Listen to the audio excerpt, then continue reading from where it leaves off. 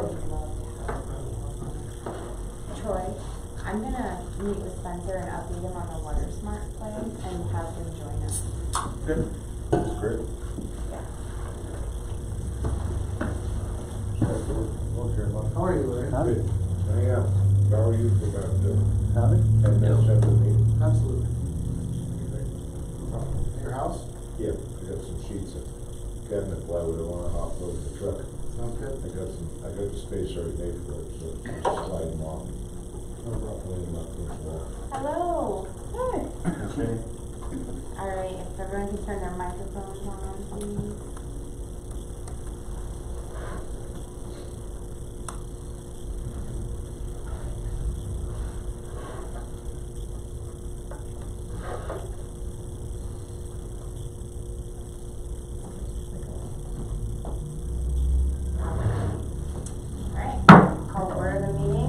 October 6th. Can I have a moment of silence for all those serving in and outside of our borders?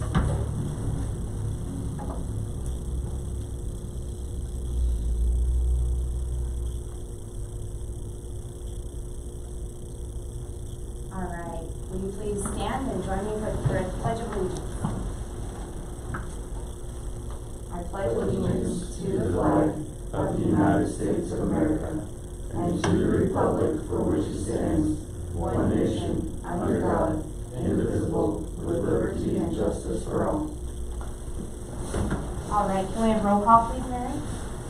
Mayor Adrian Sandoval. Here. Mayor Pro Tem Larry Clark. Here. Mike Cowper. Here. Nick Ralston. Here. Spencer Bradman. Here. Troy Blum. Here. Jeremiah Overman. There.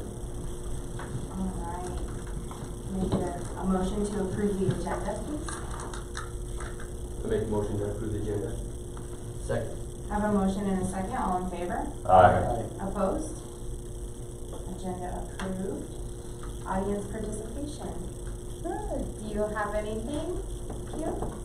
I was just gonna speak when it comes to when we turn water back on and off. Oh, okay. Yeah. All right. So I don't see any other audience, so we'll move past that. Can I get a motion to approve the consent agenda, which includes the minutes of the September 29, 2020 regular meeting of board, please? I'll move to approve consent agenda as presented. Second. I have a motion and a second. All in favor? Aye. Opposed? Consent agenda approved. Moving on to action items. Presentation of the 2021 draft budget. Mr. Rankin. Thank you, Mayor. Tonight I am formally presenting you the draft budget for operating capital budget for 2021. According to Colorado statute, all government entities must have a draft presented to them by October 15th. Since the next meeting is the 20th, I thought that would be opportune to start a special meeting. We have enough of those coming up. As you well know, our first day session is tomorrow night at 6:30 here, which we will primarily go over the general fund involving Carl, David, Janet, and Diane in the library fund. And then next Tuesday, Wednesday, the 13th, 14th, separate David because he has a separate fund in the general fund, and then also special revenue water sewer fund. I am planning on 3 study sessions from 6:30 each night. Mary will have some food provided if you cannot eat before you come here. I don't anticipate, I'm trying to streamline the process. Part of that is the timing that we do instead of dragging out. I'm not going over line item by line item. If you have questions, please ask me, but I'll be as thorough as possible. But a lot of our budget just doesn't change. Tonight I'm going to present to you the revenue estimates, and they really don't change year to year. So I'm not going to just drag out the night going over each line item unless you have any questions. But I want to be transparent and thorough as well. I had Mary send out to you the previous version of the budget along with the new form that I'm proposing. And with that, I can go over that a little bit tonight, but primarily it's about revenues tonight. But I do want to ask from the draft I'm proposing where it lumps in a new wages and benefits section of the general fund. Are you comfortable with me pursuing that from this point on? Because I can easily use the old draft. The purpose behind that is tracking our total expenses as far as salaries and benefits as a whole. And then the other funds are really operational only. As I indicated in my report, when I give those worksheets to the staff, the department heads. I tell them don't even mess with calculating salaries and benefits, because that's out of their control. They focus on operations.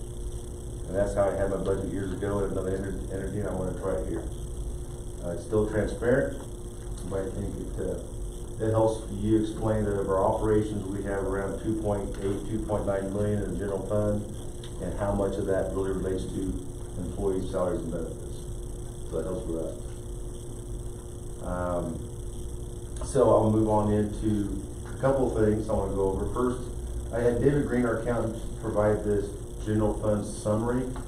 I like it because it's a one-page snapshot. I don't think it's in your packet. Maybe I did put it in there. But it shows how the budget ended up last year, 2019, what our budget started off with. Projections, which are always subjective this time, so I usually wait till November to really solidify those numbers. What our budget was set for 2021, and then our actuals. So these are groups of revenues here: taxes, licenses, charges, fines.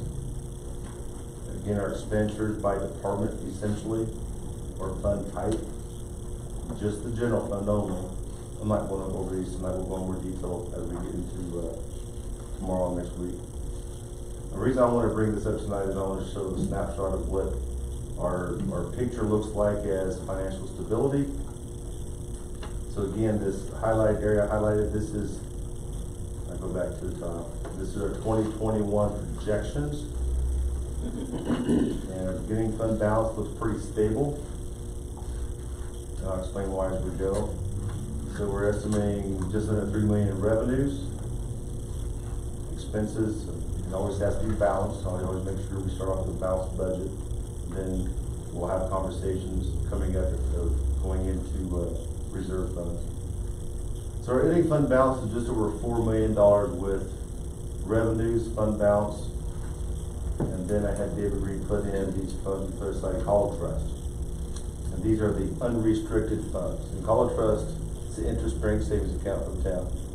There's water, sewer, library, other restricted funds. These are unrestricted funds. So basically this is general fund money that's not being used for operations, and we've earmarked it for special projects such as the Public Works, fire station reserve, which is actually the police department now. We renamed that downtown revitalization. There's quite a bit of money in those three funds right there. So I just want to point out that we have over $2 million in funds set aside in College Trust that we haven't used this year, and those are just reserve funds for big projects. So overall, the budget is fairly stable, even though the economy is not as good as it could be, with about a $4 million fund balance in the general fund. Again, these are estimates, so these are not hard numbers yet. A couple quick graphs I gave out to you. Jeremiah, I know you're new. This is your first budget year. Mike, it's been a few years, but this is our general organizational chart. Of course, citizens are at the top. They elect you, they elect officials. And this first full line, from Planning Commission to the left, and municipal judge on the right, including myself. These are all positions that are appointed by the board of trustees. Planning Commission, Board of Adjustments, the Library Board, myself, town clerk, town attorney, municipal judge. Those are appointed officials by you. And then under my management hiring, I hire everyone else in the organization. So I just wanted, this is like just a summary. And our main departments obviously library, collect work, administration, police, and recreation seniors. And the last chart is our fund chart, and we've reduced this past year from the general fund, basic funds in the general fund, from elected officials down to the museum and everything in between. The special revenue funds we changed from about 12 to 6, and our 6 are Harvest Daze, Conservation Trust, which they must be separate. Law enforcement and police impact are combined now. Library involves the Platteville and the Gilchrist libraries combined. And then our cemetery, which also involves the Veteran Memorial Fund. There's not much money in that fund. But the cemetery is where that Veteran Memorial Fund is. And then those are the 5, and then the 6 one's the Capital Improvement Fund. which involves, and we track separately in the capital improvement fund, the sidewalk fee, the use tax and building permits, oversized, overweight vehicles, which we really don't have a lot unless we have big rigs moving through town, which is primarily Grand Avenue. And then impact fees for public facilities, transportation, storm drainage, and parks. And then we have a proprietary fund, primarily involves our water sewer fund, which are enterprise funds, those are restricted. And then our fiduciary fund is our perpetual care fund, which we really don't do much with. It's set aside from a portion of the lot sales of the cemetery. So I may want to start using this at some point because it could be used for cemetery improvements, and we need to design the new east side cemetery, so that'll be a future conversation. Any questions so far? I'm going through this really quickly.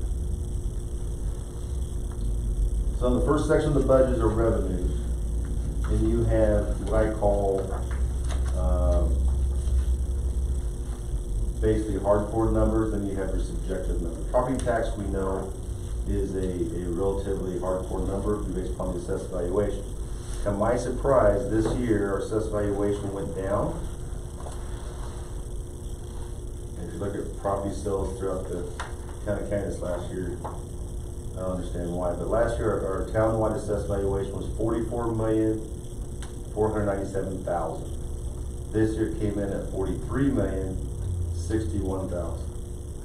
I haven't talked to Michael Woodruff, the assessor, Will County assessor yet, but its reduction fairly significant, just under $1.5 million. So that impacts, because the way this works for property tax is you take on the top right part of the screen, you take your assessed valuation times your mill levy of 18.385, and that generates your property tax. The top right corner shows $791,000 roughly in property tax. We give 1 mil to the library as our agreement with the library. That way the local citizens of Platteville on their individual property taxes do not pay High Plains Library property tax because the town had that contract specifically with the library district. So as far as the town mill levy, we actually received 17.385, which is $748,630. Again, I'm not going to go over all of these because these are pretty standard. One thing I want to point out, which is making the difference, I'm a fiscal conservative, I call it, self-proclaimed. I wait for patterns before I increase revenues. The patterns for last year and estimates for this year in sales tax looks relatively strong. It's a little bit less than the previous year. And not to be negative about local businesses, but 65 to 70% come out of oil and gas revenue, not storage revenue in Platteville, in assessing the monthly sales tax. So that is a huge base for Platteville. So this year I budgeted $650, being conservative. Next year I'd like to bump up to $850, looking at the previous 2-year pattern. And it's a little bit of a gamble. You don't know how the economy is going to be, but I still want to stay below what the last 2 years' averages have been. This is 2% of our 3%. The other 1% goes into the capital improvement fund, based upon the 2009 special election. That's what the voters agreed to. When I started 12 years ago, our 2% sales tax was around $230,000 total. So we've improved over the years. The main improvements have come from the development of the 66 corridor, the Dollar General, the Platteville Commons, and the Exxon station, which used to be the Shell gas station. Those are the big ones as far as sales tax increase in the last 12 years. Really not anything new on the downtown area. Everything on the north side is pretty much industrial. Vehicle sales tax are reduced because Will County Auto Sales is now out of business. So people in Platteville who buy vehicles will still pay our 3% sales tax. Just quite a few people actually bought vehicles here in town from Randy and his wife, and he's no longer in business, so I did reduce that. The utilities are, I just look at averages. Looks like gas taxes estimated to be higher than budgeted, but I stayed conservative. I increased that a little bit. Occupation, exempt fuel tax. Exempt fuel tax, police department, we pay tax at the pump and then we ask for reimbursement because they're exempt from the fuel tax. Animal licenses vary. Business sales tax, contractor's license, lower that. It was a lot a few years ago, but We also changed that, Mary, you remember we basically, we had a sales tax and contractor license, we combined them, is essentially what we did. And business, we combined all three of those into one application, cause it was, people didn't understand what they were applying for. And we weren't offering them really anything to make them get separate licenses. So it was, what we, several years ago, an unnecessary fee to our businesses, we reduced that, we rely more on sales tax now. Liquor licenses vary, usually about $1,000 a year over renewals or new applications. The new 7-Eleven right now, to my knowledge, and Mary and I talked about this, will not be applying for a liquor license. So part of it is they're too close to the liquor store. I think it's 1,000 feet, I believe, Mary, there? 500. 500. And, as of right now, the civil engineer for 7-Eleven projects that are not applying for. Building permits are all over the board. I mean, last year was very strong. This year, more building comes in, estimating about 75,000, but that's a rough estimate. I think we'll be closer to maybe 55. So I'm gonna stay at 50,000 for next year. County Road and Bridge is a known. They send me a spreadsheet, what the county gives to all municipalities for some maintenance money. So that's a pretty hard number, the 34,815. So is highway users tax funds. The state sends all the municipalities their proportionate share of this fund from the state government. So this year we're anticipating to receive about 140,000. Next year, the estimate they sent me on paper is just a hair under 140,000. So a relatively hard number there. Severance tax is a guessing game. Our severance tax comes in August. We budgeted 60, we got 55,179. Last year, as you can see, we received over twice that. And that's up to the state. It's out of our control. Mineral lease hasn't come in yet this year, but I don't anticipate to be a whole lot. Admin fees, the general fund has 4 admin fees that we assess other funds for processing. We process against the water fund, the sewer fund, the library, and the cemetery fund. Because we basically, Mary in the front office, they take care of all the paperwork, the AP, the payroll, the books. So that's the way our budget is set up, is we basically build back 4 special revenue, or 2 special revenue funds and 2 enterprise funds for those costs and services. That's pretty standard. So those funds are basically paying the general fund for administrative costs. Court costs, that fluctuates a little bit. Ballfield Park rental, Jan's going to really focus on promoting our parks for rentals, so I anticipate that to go up this next year. She's done a good job, and we already have another rental coming up. A lot of fields are closed now for the season, and the Mexican Baseball League is wrapping up their Sunday season. They rent our fields. We donated the fields for rental for the fundraiser for Relay for Life, but I think 2 weeks from now, the Will County Food Banks rent the fields for a kickball tournament. So we promote those. We want to use our fields more often. The reason being is our rec fees and donations, concession sales, Viking time fees, those are all going down. I kept them below average because I don't anticipate, it's hard to predict with COVID-19. I don't know what's going to happen. So I'd rather project less revenue than be too optimistic and say it's going to be perfectly fine in 2021, because I don't think it will be. Refuse collection pays for itself. It's a pass-through. We have a small admin fee to that. Streetlights, that seems pretty stable. Everybody that lives here in town that has a business pays a streetlight fee, and that offsets our cost for all the streetlights that XO bills us. Sorry, Trey, going back, is refuse, are they going to, want to increase their fees again this year? No. Okay. And they, per our agreement, they have, I think September, they're supposed to approach the board about a fee, and they have not approached me about that yet. Earlier this summer, I talked to Brad Carolyn about fees and what people were putting out as far as volume. And I proposed maybe changing the fee collection to a per container fee, and they didn't want to go down that road, so they're going to leave it alone for this year. That's the last I heard. I know that they increased all the businesses. Yeah, Okay. but residential, no. Okay. Thank you. Fines and OJW fees, those are police department related. Officers still writing a bunch of tickets, so, last year was a record, 102,000. Never seen that. Usually it's 50 to 60,000. Mary help me out here. OJW fees in court, Mm-hmm. what does that stand for? Outstanding judgment warrant. Oh, It's a fee, they have to pay to get the license reinstated. okay. Sorry, I've been out of the law enforcement road too long.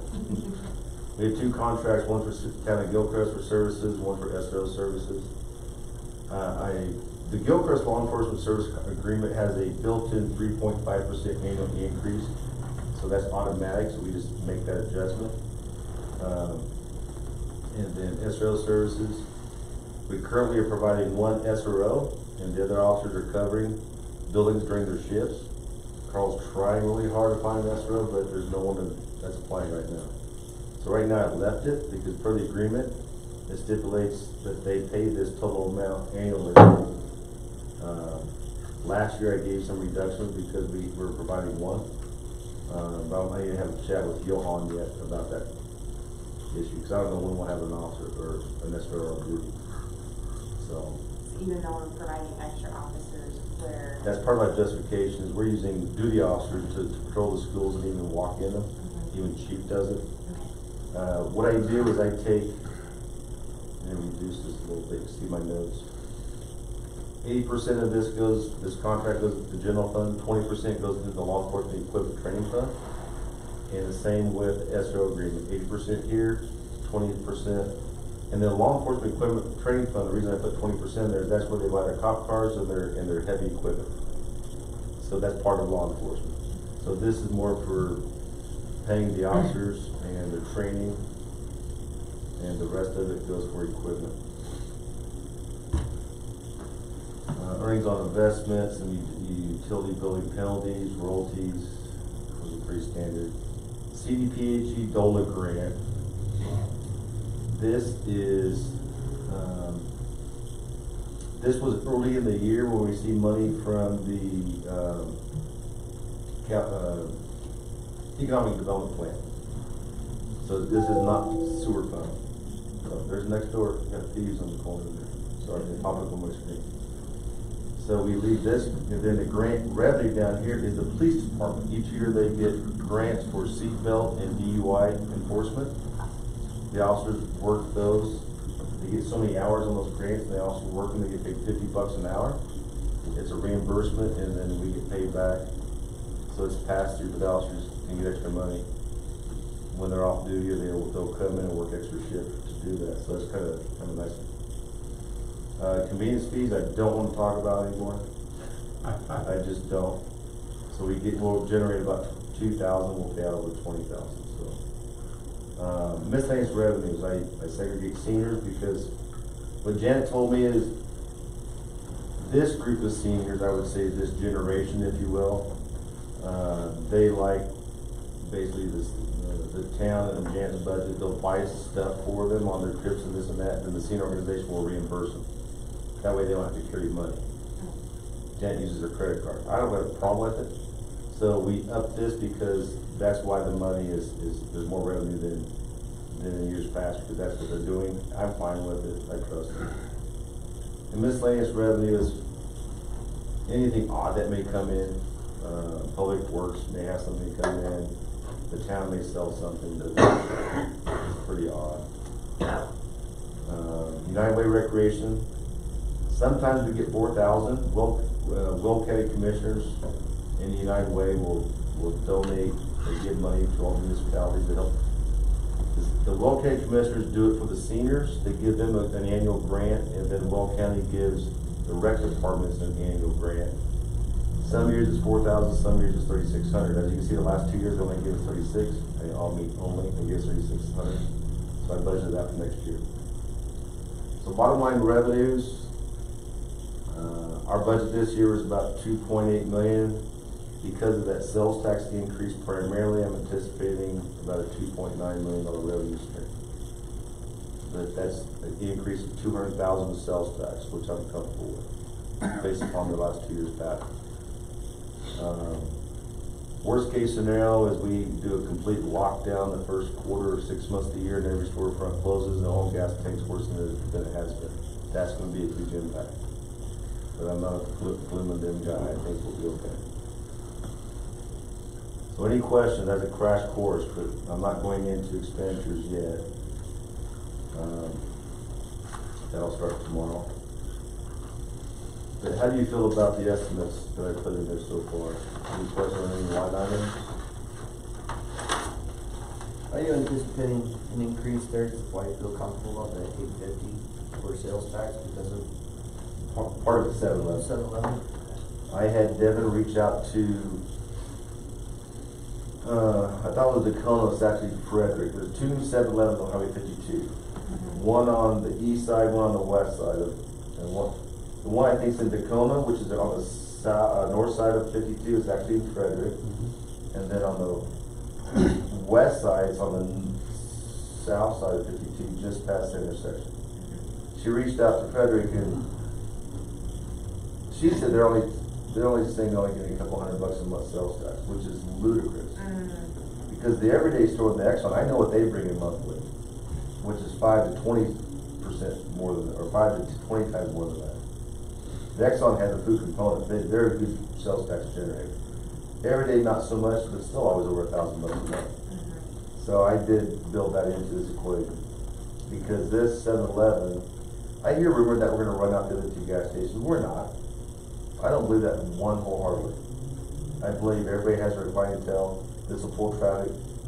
It'll take some away from them, but it's not going to impact them significantly. Not my personal opinion. I just don't believe that.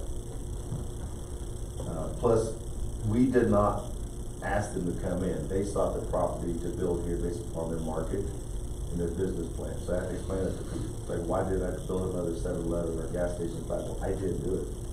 They pursued this project. They wanted to come into Platteville. What's their food component? It's called Laredo Taco. It's a fast food out of Texas.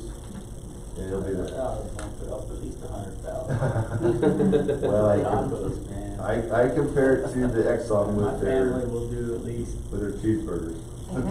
He's just known because it's 100,000 out of his pocket. Yeah. This is, I mean, the 2020 project, year-to-date, it still has the full fourth quarter to go in, right? Yeah, what David Green does on the projections, he puts a formula in there that's a percentage-based formula. So it's a percentage of the year by month, which for sales tax and even on expenditures like salaries and healthcare, that's fine. It usually ends up being that way, but on other line items, it doesn't work that way. Like property tax, I have to just fill that in because we get most of it the first 6 months of the year. But that is a formula that David Green puts into the projection. So when I send these out, I have to correct a lot of these line items because I've done this budget long enough to know that usually a lot of line items will fall off the last quarter of the year. And expenditures, like Carl in the police department, he has certain fees, like the dispatch fees we pay. That's just that's an annual check we write in January or February. So you don't want that to increase throughout because it's not realistic.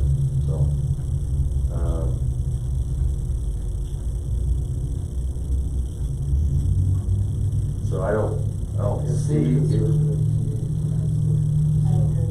I'd rather it be conservative though, Yeah, personally. absolutely. Yeah, I think- Depends on coming up here especially, I think 850. I had it at 8 first. I bumped it to 850, thinking, I've been criticized in years past for under budgeting or revenues, but I still want to stay conservative here. Everything's based off of that, so if you're over, We've never been over. Look how far under it was last year. oh, I know. Well, that's why we built a $4 million budget. Because let me just scroll down to the end of the general fund. Yeah, 13,000 this year, saved. Yeah, so estimate is we're looking at, because I really pulled the reins on big projects until now, but a lot of these big projects aren't coming out of the general fund. The patching is that we're doing now, but it may be $750,000 under budget. And next year, we'll go over this in the next 3 study sessions, but the expenditures, we're still looking at staying in the budget really significantly. So, I will tell you, I have 3 department heads. That doesn't include Mary, but Carl, Janet, and David, they had some increased requests. We'll discuss those, but I pretty much held the line. They know I do. I said, you know, we hold the line, and if you can articulate and explain and reason why that needs to be increased, we'll consider it. So, okay. That's really what I want to present tonight. We'll dive into the weeds, so to speak, tomorrow. If that works for you. Okay. Does everybody like this format versus the old format? Everybody okay with that? I reached out to my cousin on the 7-Eleven thing. She's a business development manager for 7-Eleven. What's that? I'm sorry. My cousin's, she works for 7-Eleven. Yeah. Yeah, she's a business development manager. I asked her about this one. She said it's not hers, but I can get sales tax information. I appreciate it. Everybody good? Mike, you like this format? Frederick wants hers. Okay, talk to you about that. Okay, all right, thank you. Thank you.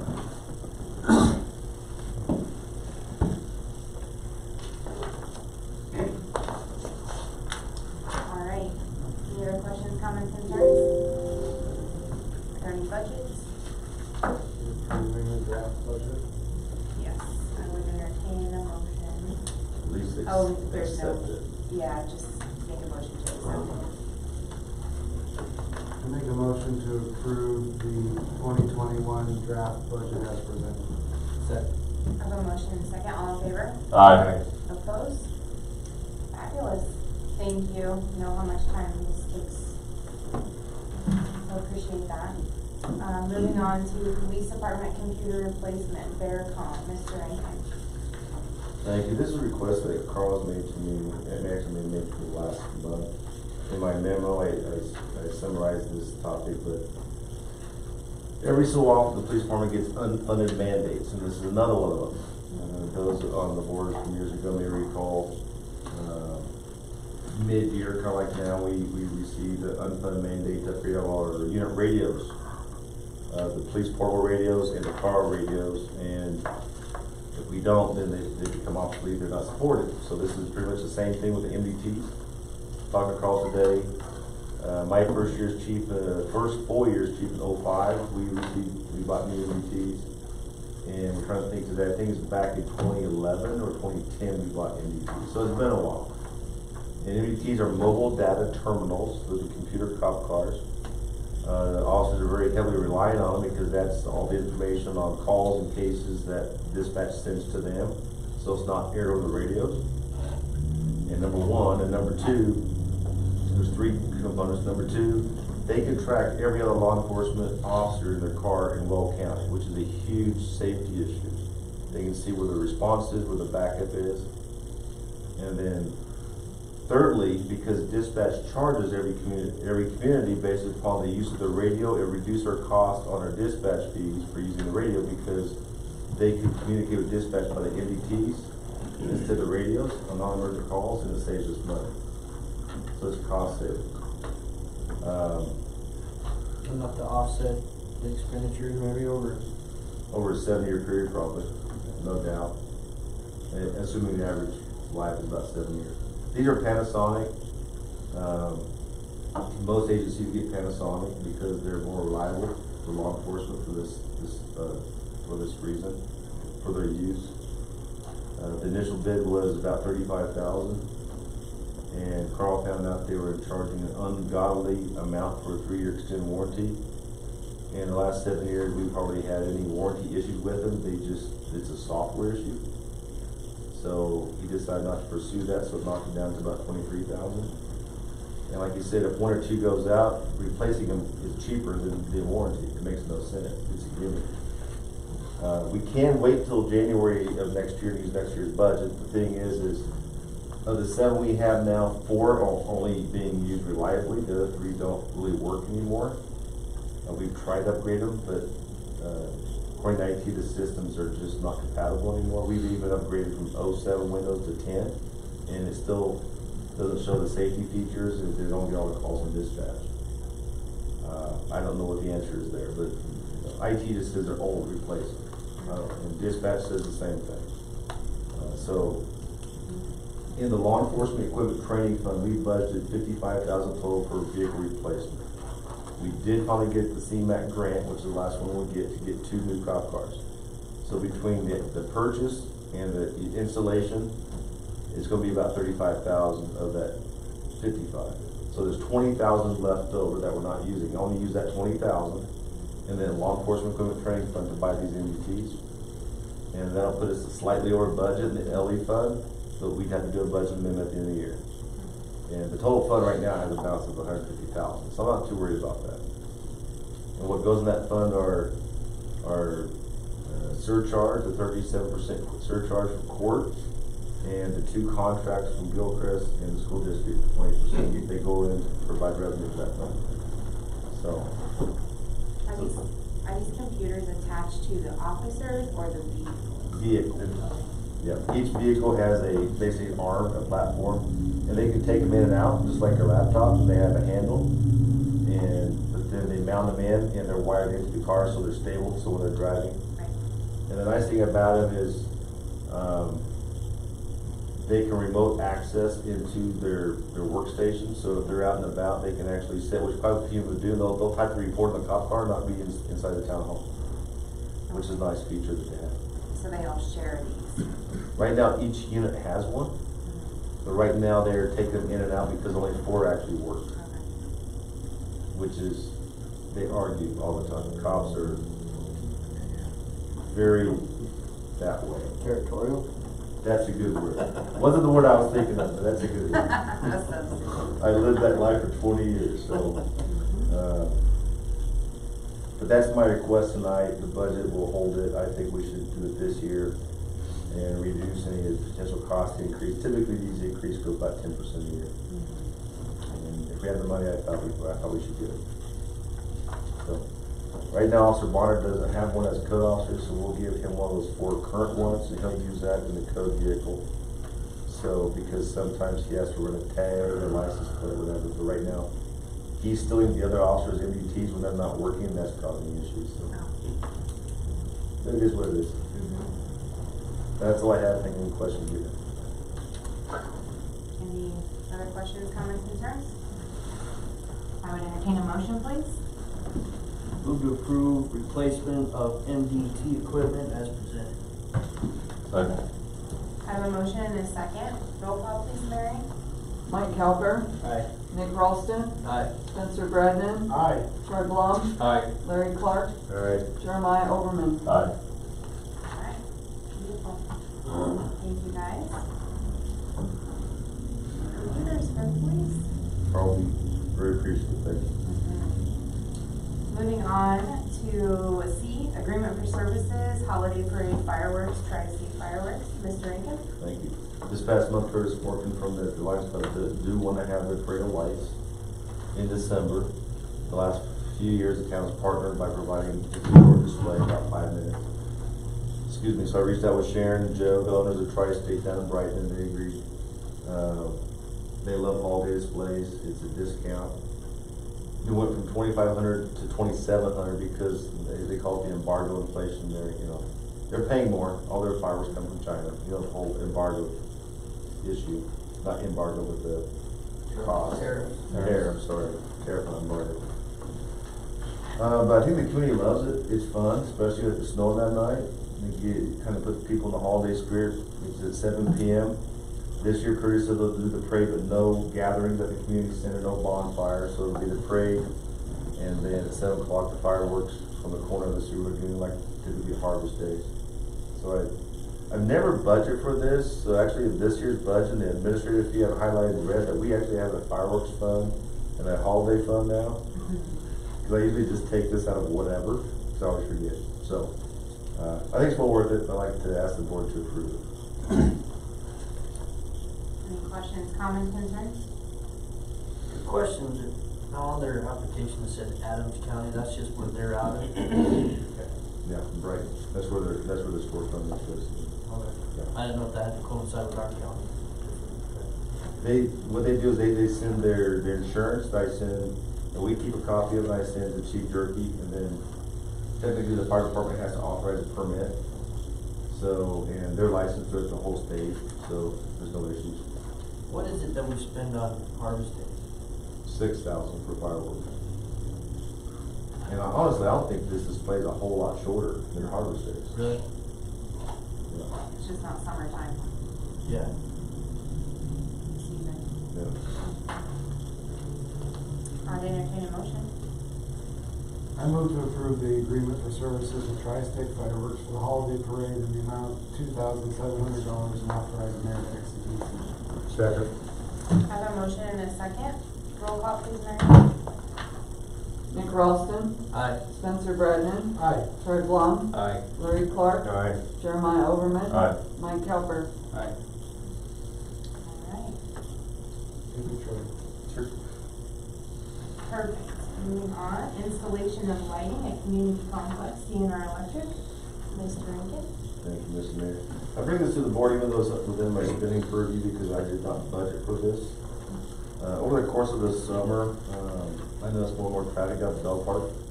Also, I've had a handful of complaints over the summer because it's pitch black down there. Kids are parking in the mornings. People are finding things that shouldn't be down there.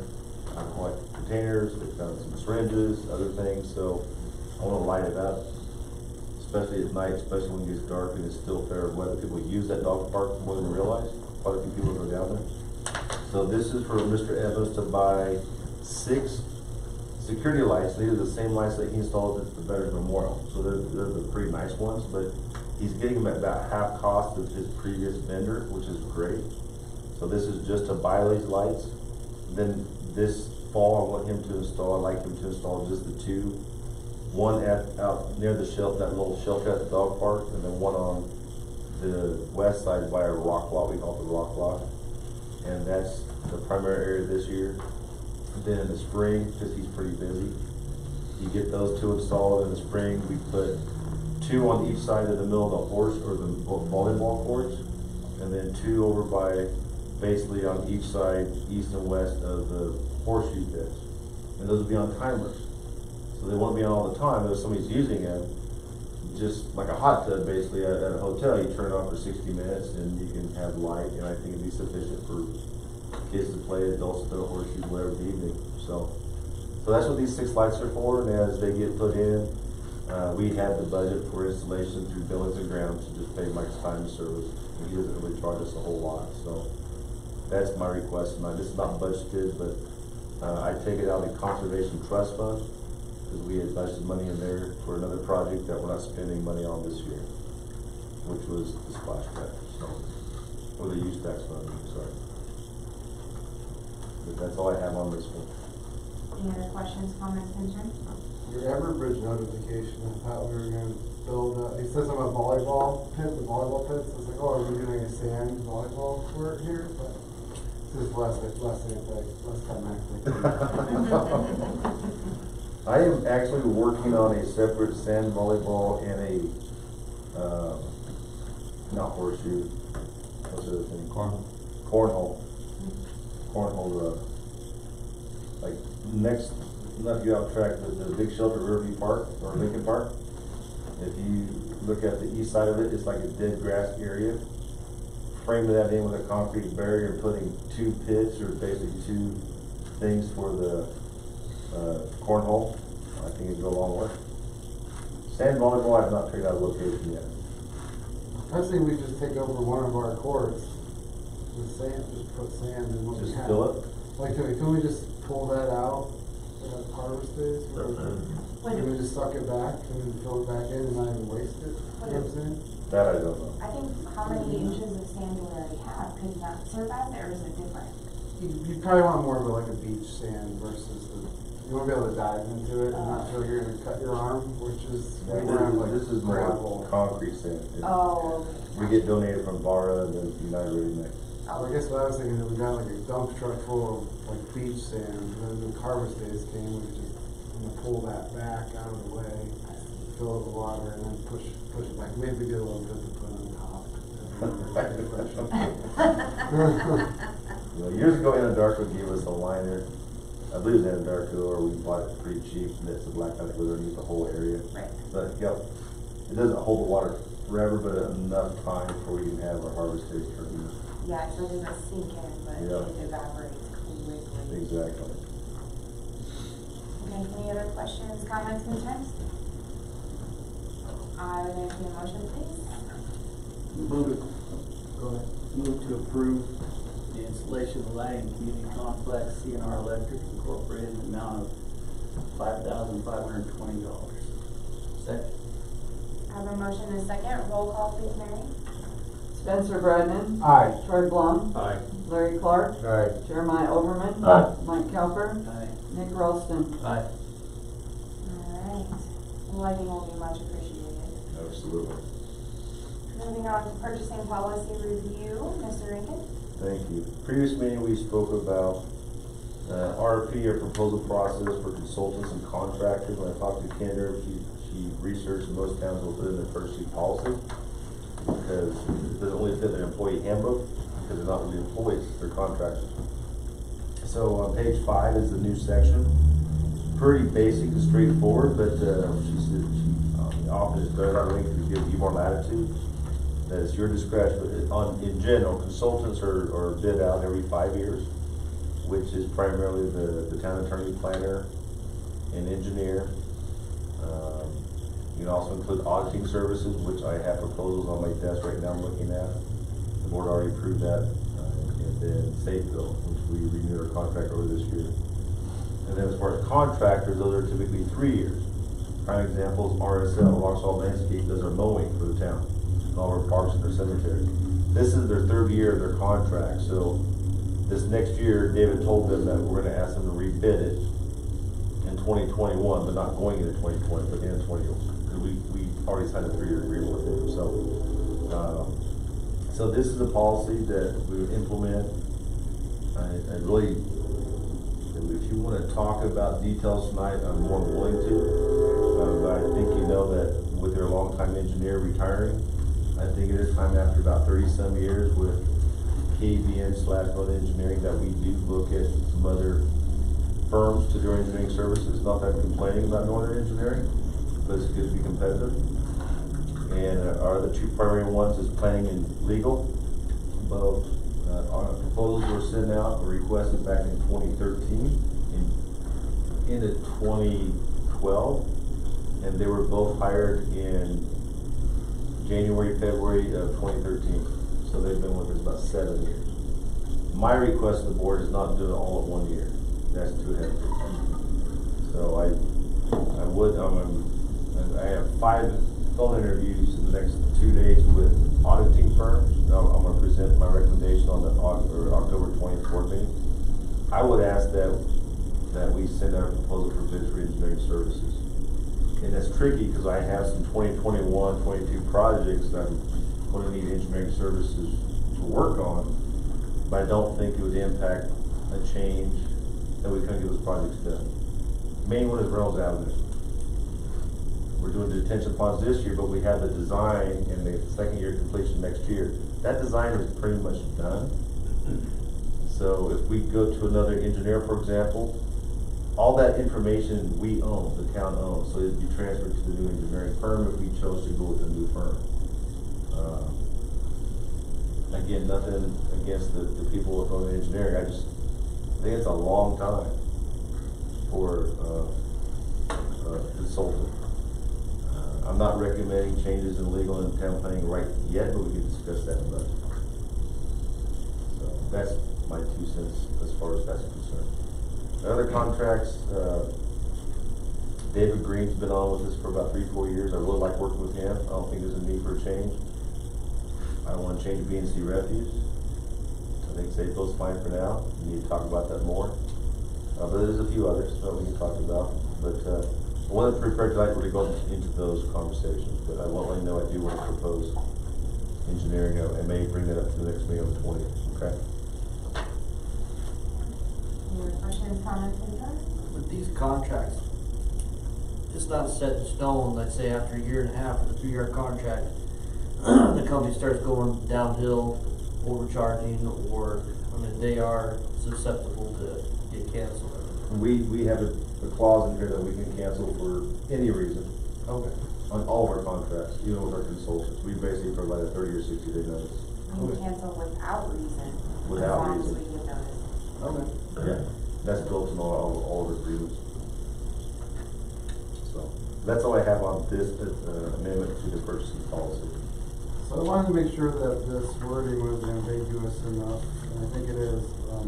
Where it says, will solicit proposals from qualified professional service providers every 5 years, or as deemed necessary by the board of trustees. So you don't want to look at legal, right? Like we decided we're happy with Kendra.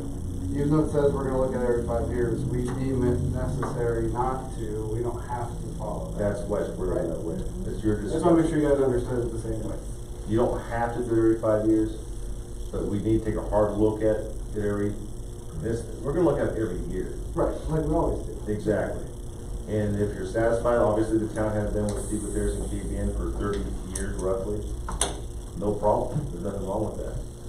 But, you know, like auditing services, prime example, I talked to Paul, the general manager of the Platte River, and I said, you know, I don't have a problem with your audit, I just think you cost a lot. I was blunt with him. And I've interviewed with him on Platte River. You know, the other firms, you know, like Dave Green and I talked about, as far as that control is concerned, every firm has to have the same credentials in the state of Colorado law, or they can't be an auditing firm for government. So essentially, they have the same credentials, they have to provide you, the governing body, the same documents. So the underlying difference is the cost, or the personal relationship you establish. So, but anyway, that's going to be an October 20th conversation, but yeah, you don't have to change anybody, but it's good practice to take a look, to see if you're comparable. And auditing is a prime example. I just feel like that's too costly. So. And with auditing, I think that's especially important to have fresh eyes, always look at it, not get too complacent or comfortable. Yeah, I think auditing is looking at all of the firms that and who they represent. There's a pattern. Some will stay with them for 20-some years, but most of the time they're changing every 5 to 7 years. Probably just for that main reason. So. Any other questions? Entertain a motion, please. I make a motion to approve the purchasing policy as presented. Second. I have a motion and a second. All in favor? Aye. Opposed? All right, purchasing policy approved. Last, we have utility billing shut-off policy discussion.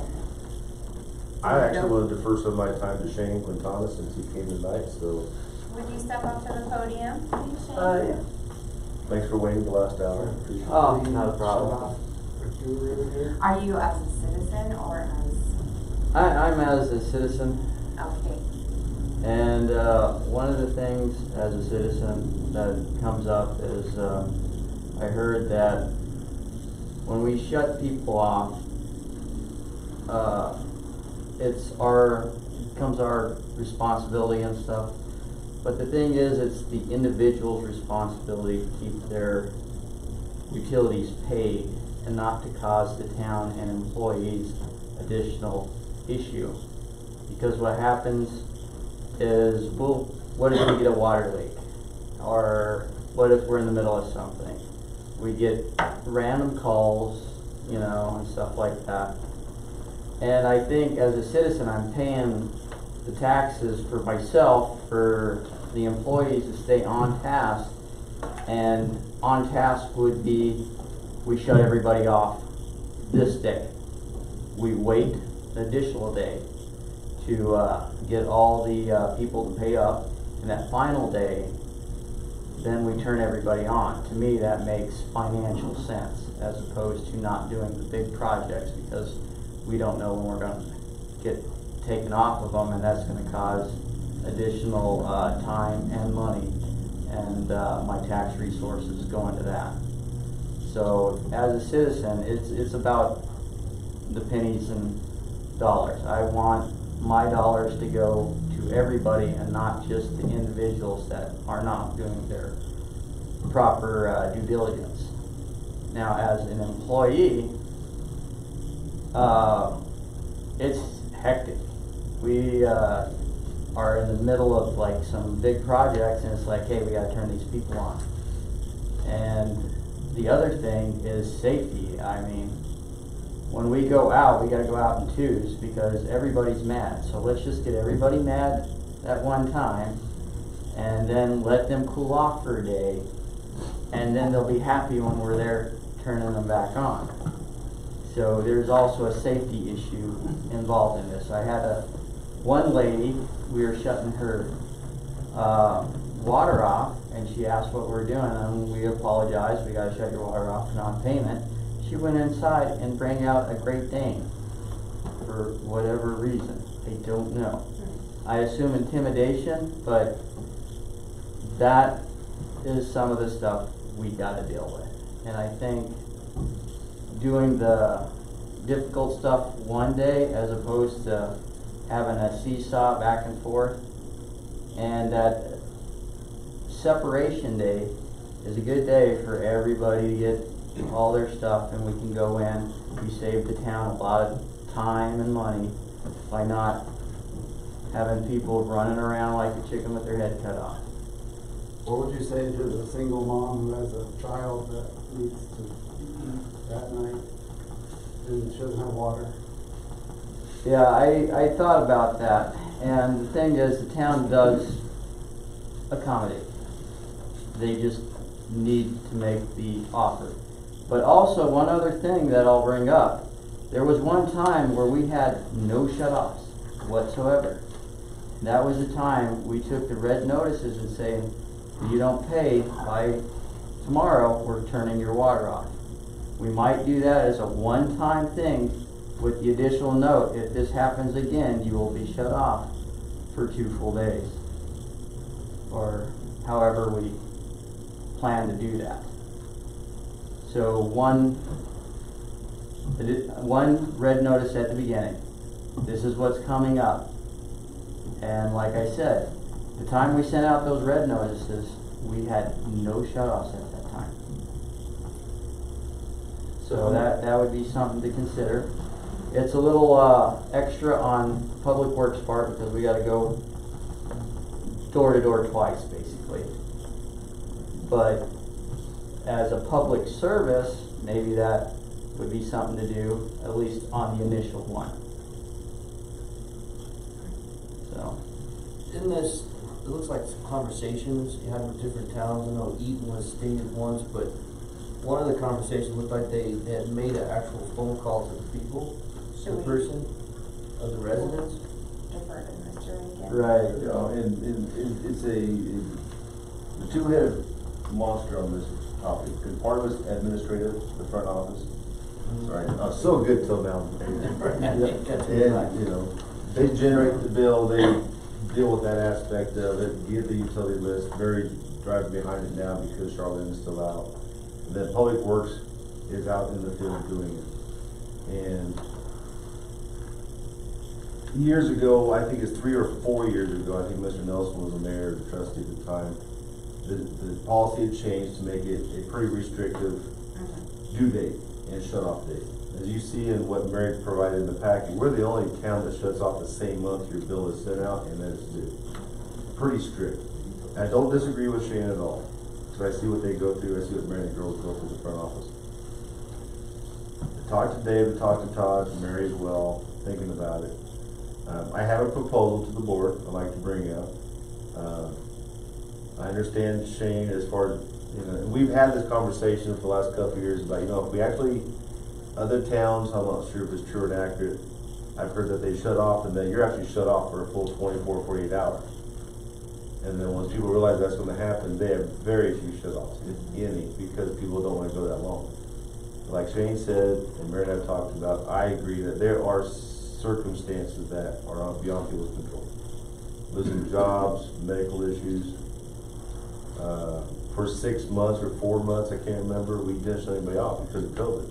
Part of it is because the governor said you can't disconnect services. We made that decision before the governor came out with that order. Because that's just, and we encourage people, don't get behind the bill. Before the current policy was implemented, the issue was our shut off, people were basically 2 months behind their bill and they weren't paying anything on it because we took payment plans And it got worse. It got so far out of hand, they can never catch up. And we can't do it to people too. Well, and then,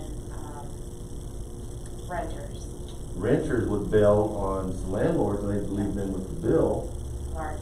And that was a big reason why we changed it to such a restrictive shut-off time period. So those in town who have renters, they weren't being stuck with multiple months worth of past due utility bill. I think, you know, and just to stay at the 30,000 foot level, if I have homes where I'm renting, I need to manage my rentals in a way where I'm not losing all that money. I need to charge a bigger deposit, something. Sorry, that's just my philosophy. Can't you get the water bill as well, like, make sure that they get a copy of that bill? If it's And we not their do. property. We still do that. We send every landlord a copy of that bill. So it's their fault. They're not doing It's their due diligence. responsibility, that's my opinion. I can't, they're out to make money. I mean, we are too, but it's a service, it's water and wastewater. I think before it was, what, they had to not pay for 2 months straight and then we turn them off? It was 2 months. And then by the time you turn them off and the landlord gets the 3-month bill, and then we went to this 3-week thing. Yeah, it's pretty restrictive. So this is what I have to propose, okay, and same time, I respect your thoughts, as will Mary. And Mary and I talked about this before the board meeting. Setting up the utility bill processing the first business day of the month, I think is fine. You know, some places will do it on the 8th or the 15th, whatever. I like seeing it at the very beginning of the month. The issue is our due date's too short. It's the 3rd Tuesday of the month. And depending on when that first business day of the month is, it's like a 2-week period. So my recommendation is keep the due date in the same month, but bump it back a week to the 4th Tuesday of the month. And looking at the calendar, it essentially every month in 2021 will give you an extra week. So that's number one. Number two, don't shut off the same month. So looking at those other examples that Mary got, my recommendation is you send out the bill the first business day. It's due the 4th Tuesday, because I think people like more of a day of a week instead of a date of a week, because the dates of the week change too much, and sometimes they fall on a weekend or a holiday. So the 4th Tuesday, and then shut-offs are the 2nd Tuesday of the following month. So don't give them a full 30 days, definitely not 2 months, but give them an extra 2 weeks. And we don't send out late notices anymore. And I know what you said, you know, maybe phone calls, but they're going to get the next month's bill after that Tuesday deadline. And it's going to show, like Mary told me today, big bold, you are overdue. Here's your previous month's bill, and here's your current month's bill. Shut-offs will be done the 2nd Tuesday, we'll give a date, and that's it. Could the overdue, and this might even be too much work, I'm not saying we should do, could the overdue bill be a different color than the traditional bill? I think we can do that, Mary, can't we? It was red in that. Well, the late notices were a different color. I don't know how the system works where we're just printing off everybody's bills, just 20 or 30 or whatever are past due. I'm not sure how that would work in the system, if we printed those separate colors or not. I don't know if you can segregate that. Yeah, I don't know if we could, because they get 2 bills. They get the first bill with this month's balance. The next month's bill would show last month's balance and the new balance. So they're getting notified twice. I don't know that we can highlight that past due, maybe. I think what he's suggesting is printing on a different piece of paper, like red paper, for the previous month and. But if you can't separate and differentiate, they're gonna have to do it manually, is what she's saying. Yeah, I think. Or just the ones that are past due, print them in pink paper or something. But if they can't Instead of white. differentiate If they on the can't computer, separate. then they have to do it manually. If it's an Yeah. option, I think it would be helpful, but. We can Should be able to check and do see if there's some way to sort it that way. Right now, we just print them by, it's called route, which is the way they would read. So it just goes down the street and back up the other side and then goes somewhere else. But I'll ask. It's a computer. You would Yeah. think you could, tell it anything that has a value in this, print it at the end, and then we could load a different colored paper. Well, two issues with that. Number one is that we talked about that before, is that if we can't just print off those past due or overdue bills separately on a different piece of paper, we could probably print out the list of those who are overdue, just stick in a red slip in those individually, that it's just as past due. That's all it says. Or, the other issue, Firestone does something like that. yeah. The other issue is so many people don't even get a bill per se, they pay online, and they don't even look. So if they're past due, seeing something in the mail is not really gonna affect them. I mean, I don't know what the percentage is, Mary, do you recall, but quite a few just do auto pay.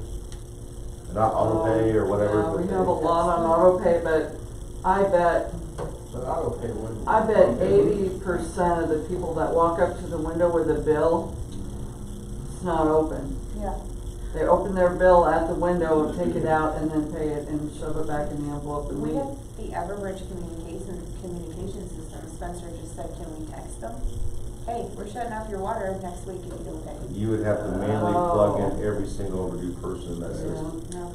There's no way to just upload it into Everbridge, it doesn't work. Just Well, you send it get to one of the- everybody, and then they say, if you're past due, your water's getting shut off tomorrow. Why couldn't that be an option? And then I go in and ask Like my wife. a week before and says, hey, just a reminder. I more want to do that, I was thinking that too, we just send out Blanket message. a blanket message to the whole town, it's like, utility. What I like to do is when the utility bills go out that night, say utility bills went out, FYI. And then the Friday before they're due, that last Tuesday of the month, or for Tuesday, send a reminder. And then, Once you compile your past due list, Couple one time, days. it's gonna be the same people every Well, I time. think people need to have personal responsibility to pay their bills. Mhm. And so I don't think we need to keep on sending out reminders. People get their bills, they need to pay. If they don't, then these are the consequences. Yeah. I don't think we need to hold their hand. Yeah, I mean, we don't hold their hand to pay their electric, gas, or the car payments, so. and I don't disagree, my approach looking at Excel, Atmos, DirecTV, blah, blah, nothing, they give you leeway. Right. Even without COVID, they give you leeway. So I agree, it needs to be a mix. I just think you extend the shut off to Yeah, I 2 agree weeks with that. into the next month and extend Because that gives 3 them a days chance by to get a paid at week. the first of the month. It's like, oh man, I didn't pay this last month, I should pay it now. Because some people get paid once a month, and at the beginning of the month, they're like, oh, I did pay. And that's a key, because I always give extensions, because a lot of school teachers get paid the last week of the month, and a lot of people with Social Security get paid the last week of the month. Or the first, I mean, so it's their own personal budget billing, but we do that all the time. So currently, how many people do we have in our community that is past due? Based upon our current due date, Mary sends out hundreds, sometimes 400 or 500. Oh, yeah, Yeah. late notices, we Late usually notice. send 400 or more. See, Notices. Out of But- how many accounts? 900 roughly. Yeah. But the last 2 months with COVID, because people have gotten lax, so the people that would usually pay by that third Thursday, now they're paying the fourth Thursday or the Tuesday of the next week. They're paying, but they're late.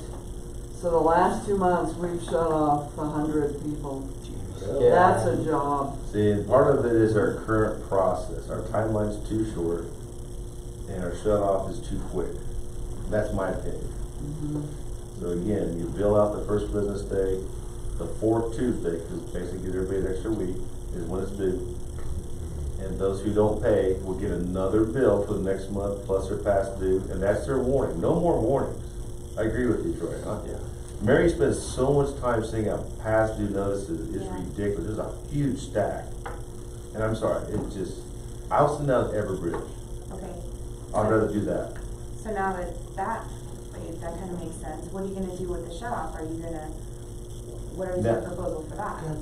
I don't wanna, I think initially, we need to internally have a better system, okay? Because Mary or Charlie will generate the shut off list. We need to work with David and Todd's, like, at this time, 9 AM or 8:30, we set a time, this is when you get the shut off list. Don't come up early, don't pester us. Ladies, focus that this is your deadline. And we do the shut off from 9 until noon, and then you wait 2 hours. What happens is 5 minutes after Shane shuts somebody off, they're calling or they're trying to give him money at the residence. No, sorry. Wait till 2 o'clock. You're gonna go without water for 4 or 5 hours. You're not gonna It can starve. hurt a little bit, and then we'll won't forget the next month. And see how that works. And if then we still have those multiple repeat, then we can set a policy if they're multiple offenders, then it becomes a full day. Or it becomes, serious. Right. So on our notices that you send out, do you say your shut-off date is this date?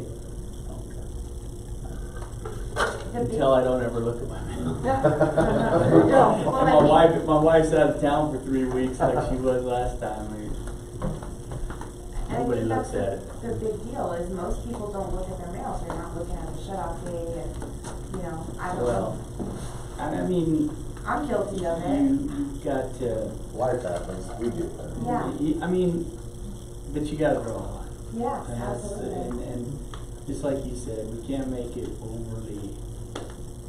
overly hard on the administration, I don't like public works, again, some of it's just internal cleanup, that we have this one over shut-offs, depending on how many, but 9 to noon. Right. And then from 2 to 4, we turn people back on. At 4 o'clock, if they still haven't called in, they call in at 4:05, sorry, 8 o'clock the next morning, you're gonna get your water turned back on. And stick to it. That's an internal issue. Do we have a lot of repeat? Yes, yeah. we do. It's over about the same people. Yeah. Okay. And So unfortunately, I do like what you're saying, I agree with what you're talking about. Second Tuesday of the following month, get a little leeway, turn it off, I would say. If they're a first time offender, I guess maybe give them a little bit of leeway, but I would strongly think just off for 24 hours on the next day, you come in, you pay, we'll get it turned back on, but our crew's not gonna be readily available to turn your water on and off for you. I mean, like Shane said, that's a lot of time, a lot of exposure, to the irate citizens. Every one of And these then, towns said that they did it the same day. Yeah. Every one of Yeah, them. so when I lived in Firestone, it was the same thing. My neighbor, she was a single mom, fixed income, her water got shut off every month. I'm not joking. But she would pay it, find, whether mom, grandma, someone paid it. And in Firestone, it was like, we'll shut you off in the morning, we'll wait until after 2 o'clock, and then that's when the crew will come around and start doing, turning water back on. okay. and I think if we clean that up, but then if we see a pattern, that a certain residence is always doing that, then I could look at a 24-hour shut-off. Okay. But I need to know what the situation is. Okay. Because there are valid situations out there that, I don't know the details, but they're out there. Also for a safety concern that Shane has, you guys have like an officer to go with them? I've been out with them when I was police chief, and years ago, one guy threatened them with a shotgun, and I went out there and dealt with that. Right. It's silly, most people are just mad. Right, I understand that, but But there's some our- unstable people in the world and you make But yeah, the life policy is they, stresses. and that's another thing Shane brought up, is, they're working on projects, and that day, they can't do anything. Because it takes half the crew to be shut off. Well, and if they just plan for that though, that's Yeah. the shut-off day, everyone gets tacos in between shut-offs or not, I don't know. Usually Murray provides food that Right? day. Yeah. You dedicate one day a month. It's a big old party that day. Oh, yeah. Shut-offs, and then Then you the rest get ready of the for all month, the bad you're phone calls. focused on your big crews, your big projects, stuff like that. But you have one day a month that your crews are out there just focused on shutting them off and turning them off. Yeah, if it's within reason, say it's 20 to 25, then a two-man crew can just focus on that, the other 3 guys can do something else. But it's been so bad lately, the entire public works department, by the state, has been doing it. Plan for the worst, hope for the better. Yeah, but we're still trying to So- get things done while we're doing that. And then if it is a light day, I mean, they might be able to go out and just go out and do maintenance, the other parts of the crew, and then, like I said, just a couple guys doing the turn on and off. But you have the whole force readily available if it is. I think if we just set if you're not paid by, on this one, it says if you're not paid by 3 p.m., you're waiting till tomorrow. That's what, Yeah. that's what I'm Yeah. suggesting. I mean, that's fair in my opinion. I agree. I would say, because we always have somebody in public works stay till 4:30, is that still what we're doing? Yeah, we're doing 4:30. So I would do 9 to noon to shut people off, wait until 2 o'clock, from 2 to 4 you turn back on. But if they call after 4 o'clock, sorry. But one thing about the 4:30 is from 3:30 to 4:30, we only have a single person. Or maybe that we did it from 1:30 to 3:30 then. Okay. We can modify that. Right. Set So, them off, Make sure there's an grab officer. tacos. yeah, Well, these guys know what we call the red flag houses are, the ones that you have to take somebody with you. Well, yeah, after a certain time, 3 o'clock or 4 o'clock, they get off work, and they're like, oh, my water's off, or like 5 o'clock. They gotta wait till the next day. Well, and even then, after 5 o'clock, they're gonna call the next day to pay it anyway. Yeah. Well, and the thing Mary and the girls and ladies have to work on is sometimes people just throw in the drop box the night before they shut off, or they'll pay online. And doesn't Oh, that yeah, people will, cause a delay? people's water will be shut off and they're embarrassed. So they don't wanna come to town hall, but they want their water on, so they'll go on express bill pay and make a payment. But it takes a day or two. Well, no, we don't get a notification that there's a payment in there. So if we don't manually go in there and look at the unprocessed payments for that day, we process all the payments from the night before, we check the Dropbox, we do all this stuff that we have. But invariably, people will go in there and make a payment, and then, I paid my bill, why did you shut me off? I paid my bill, or they'll pay at 10 o'clock in the morning. We don't check that every 5 minutes to see who paid. Yeah, it's interesting because my son and my daughter-in-law live in LaSalle. And just an example, because we were talking about utility bills. If you don't pay your utility bill in LaSalle by 8:30 the day it's due, you're shut off all day. By 8:30 a.m. Or you have to pay the late fee. My son has paid the late fee every month he's lived there, because he pays on the days due, but he doesn't get it before 8:30. Every place is different. You know, but like Frederick, I know, and Firestone, they typically turn on the same day, but you give a window, and during that noon to 1:30, Mary and the ladies can go in and make sure people aren't paying, or if they are paying, and then we give the list back to, say, Shane, since he's here, and people will pay during that time frame, so we just have to call Shane or whoever's doing it, and then 4 o'clock it stops. And I think that's going to be the lesson learned. It needs to be a mix of both. Responsibility and some leeway. because the front office gets slammed all day, they're doing the same thing. They got Yeah. regular stuff, and all of a sudden, I need to make a payment. Yeah. So now they're doing the payment, And then they you gotta bill call them at us, the same time. they gotta get back to their thing, what were they doing? I mean, Yeah. it gets hectic because they got 3 things to do, we got 3 things to do, and we're trying to communicate. And I've been to a house twice that we've already turned on. Because I was told to turn that on.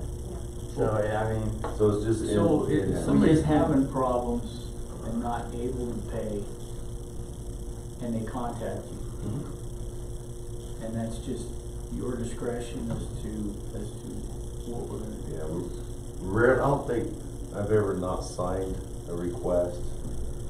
Sometimes I'll modify because they'll propose when they're going to pay, and I say no, or how much they're going to pay. It's like, we're not doing payment arrangements. You're getting basically a 2-week variance or a 1-week variance, and tell me why you need that.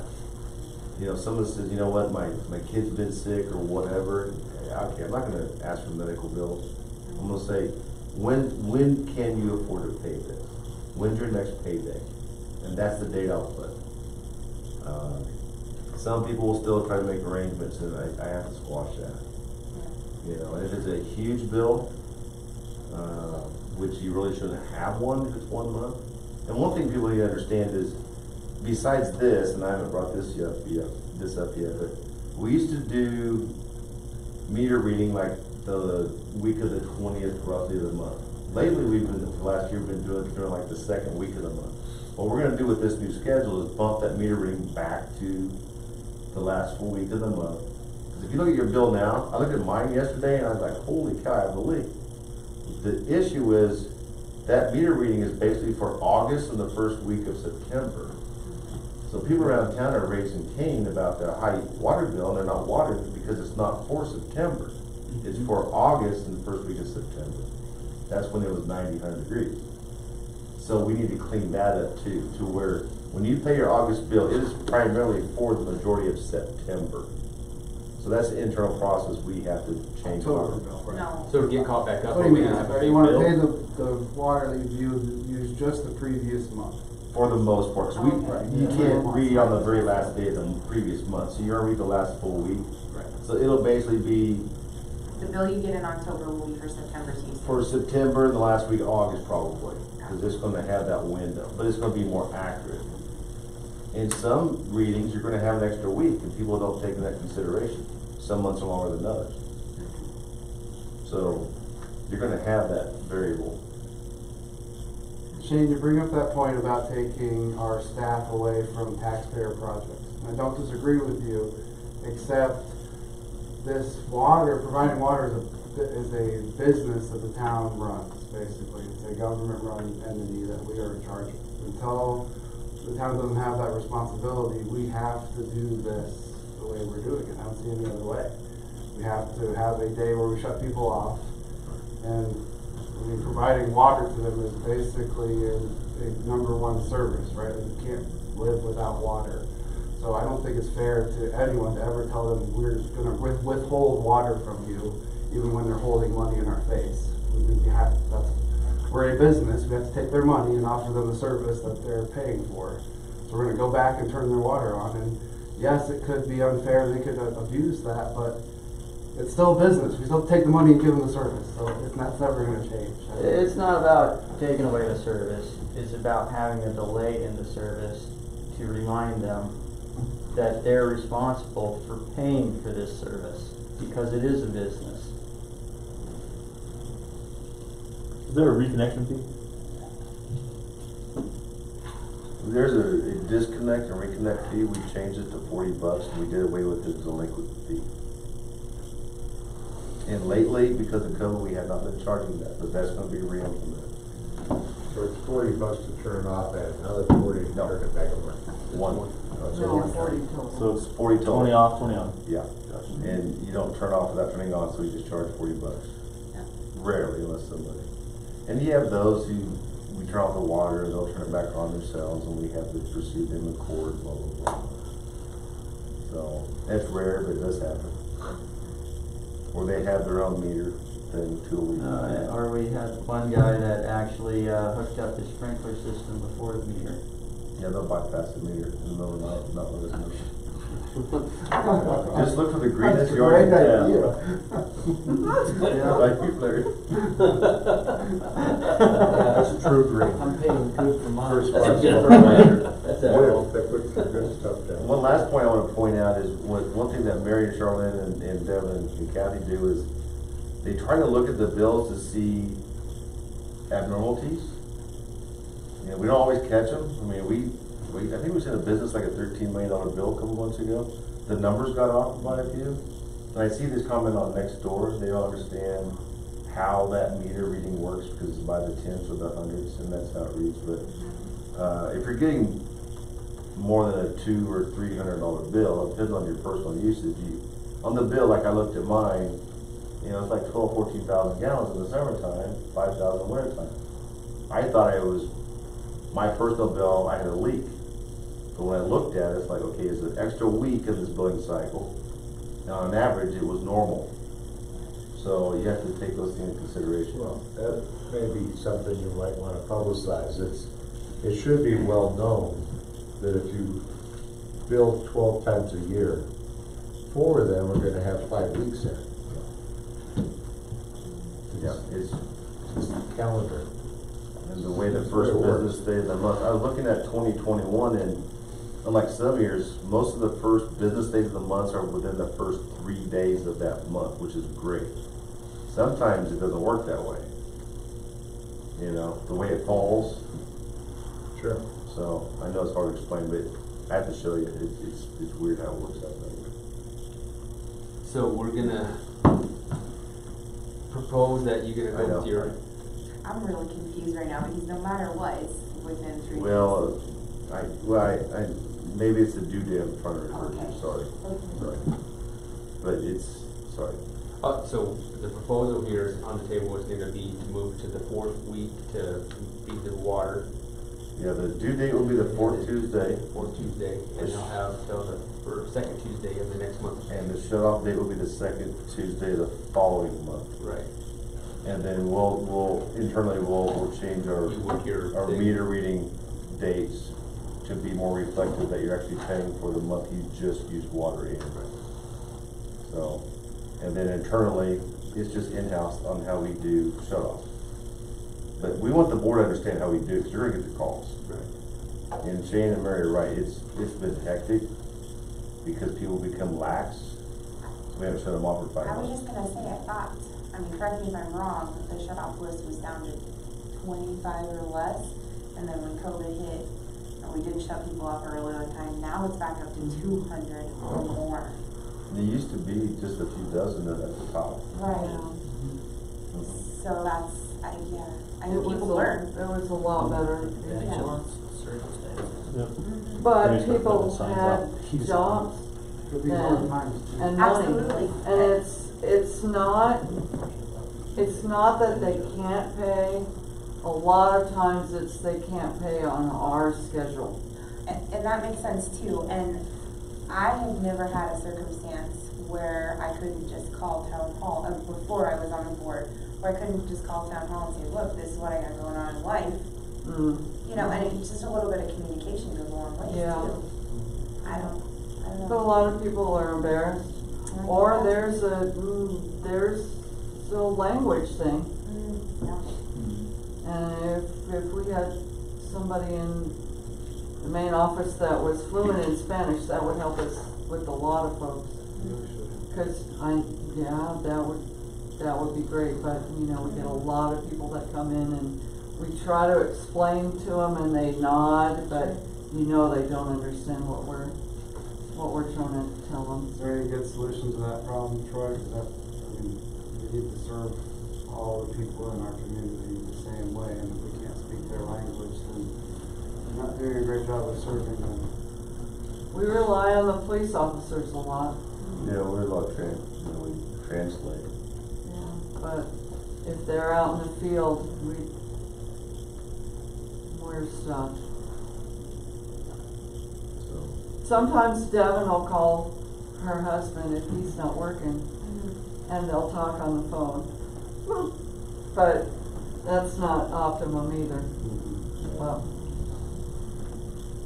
what I was trying to get earlier, Adrian, is like on March of 2021, the first day of the month's on a Monday. What I was trying to get is the current shut off, the first day is on a Monday, the third Tuesday is only 2 weeks later. It's a solid week, I get what you're saying. That's what I was trying to get at, Okay. not on Yeah. the opposite side. That makes sense, no. And then other times, it's about 3 weeks.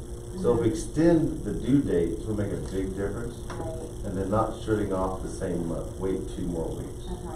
And I think a lot of this will kind of self-correct from what the calls I get, because they're just needing it. An extra week. Like shut-offs on a Tuesday, it's like, I get paid that Friday, you just give me till Friday. Well, if we give it back another week, a lot of those are gonna go away. That makes sense. A lot of them will. If they remember to come in I hope. and pay. I hope. Right. And, you know, I'm not trying to be too hardcore, but you know, when you got the same repeat offenders, or you have people every so often, and you drive up as a brand new Ford F-150 in the driveway, sorry, I mean, Yeah, there was not to be one guy with judgmental, a but we have a business, like you said, to run. Maserati that we turned out. Or they park with a meter pit, no, that's always fun. But I mean, Never thought of that. It's a smart move. People have great ideas. Yeah, that's a good idea. No truck or 4 flat tires. Wow. Glad you put that out in the public, so No, everybody knows that. So we want the board to be fully aware of it, you know, it's not been working, we wanna make this change and,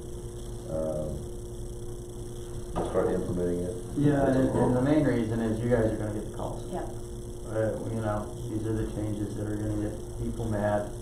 But we also work with people. Anybody that ever asks why we'll come to their house, we'll show them their meter, and we'll explain it to them and stuff like that. So we try to do a lot of community service on educating them on how their water works whenever they have a question. That's what I'm trying to put on next door is, look, if you think your water bill's really high, call town hall, Yeah, ask Public Works to come down and read your meter, there's a reason for it. Nobody's trying to pull any wool over anybody's eyes, but we can do the research. Most meters are capable of pinpointing exact. Exactly, and I like, if they're home, I like to show them, if they're willing, on what's going on with their meter, where their meter pit is even, Yeah, so. perfect. Thank you, Shane. Yeah, Thank you. You're welcome. I love your plan, Troy. It's Yeah. Will this work? Okay, well, I'll work with Mary and Dave. I talked to Dave before he left tonight. He's on board. I talked to Mary right before the meeting, so I think we're on the same page. Okay. We just need to coordinate between the front office and public works on specifics. And then, probably obviously this next month in the utility bill, I will put my message, just a separate sheet on utility bill changes. We'll put it on yellow paper or something to catch their eye. And then we'll do everything we can to get the word out. Absolutely. Perfect. Okay, thank you. Thank you. All right, I guess that takes us right to reports. Mr. Rickett. All I have to add from what I sent you in my memo, I already mentioned it briefly, I have 5 auditing firms that submitted proposals. I have 4 phone interviews tomorrow and 1 phone interview on Friday. So that'll come to the board on the 20th. The old fire station across the street was bought by a couple of gentlemen that own First Armored Services. They do emergency equipment installation for police, fire, and ambulances. They had a shop out at near where you work at I-25 and 66. They called me today. One gentleman's name is Chad. I'm going to meet with him tomorrow because they want a fence permit. Because they're going to have some cars outside on some of the days. So it's a commercial zoning. And Carl's outside because cop cars are really expensive. He thought we get a lot of sales tax, but most cop cars obviously are government owned and we don't pay sales tax in fire districts. So if they're doing personal law, government work, we'll get that sales tax. If anything government related, we won't. But if they do like business routes and stuff. Yeah. Okay. You know, my 19-year-old son wants to light up his truck, we get that sales tax off with we pay, so. Yeah, I drove by earlier and I saw they had 2 Windsor SUVs in it.